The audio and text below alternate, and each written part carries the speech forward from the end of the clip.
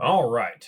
We've got Colin, my man. He says, "Hey Jake, I've heard banks and institutions are using RLUSD rather than XRP coin. What? That's why the price won't be going up. Thoughts, please." Um, Everybody asks this question in different ways, but I'll expound on it. So, um, RLUSD is issued by Ripple. Anybody that is a Ripple partner might leverage RLUSD. RLUSD benefits Ripple. It does not benefit the counterparties. They don't earn interest on the treasuries that are being held. So in the future, they've also created this with Rail. Anybody can spin up their own stablecoin, and they can help facilitate, them issuing that on a network to then be able to have intra-bank settlement for themselves, and then they get to hold the treasuries. And Ripple clips a piece for making that easy to do and making it compliant, and all the other fun stuff that they do with Rail, and through their total stack product, which is called Ripple One. So ROUSD has kind of replaced Tether in their flows.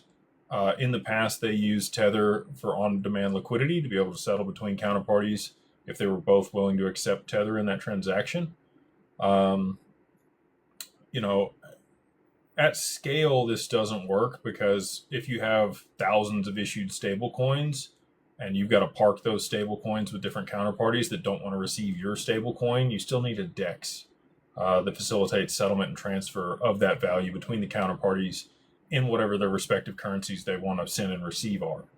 So, um, until there's enough liquidity in XRP to route payments that way cheaper and faster and more stably than ROUSD, I think you're going to continue to see payment flows go through that token. And if people are okay with the counterparty risk of Ripple, then yeah, sure, they'll continue to leverage that.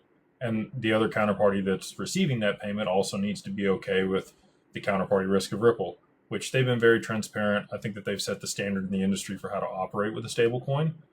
And there's a lot of trust that's been built there for ROUSD. But in the future, if it's faster and cheaper and more liquid to settle through XRP and it's on the XRPL or even the EVM sidechain, they will route that liquidity and settlement through XRP versus ROUSD, or it might participate in a liquidity pool or an AMM.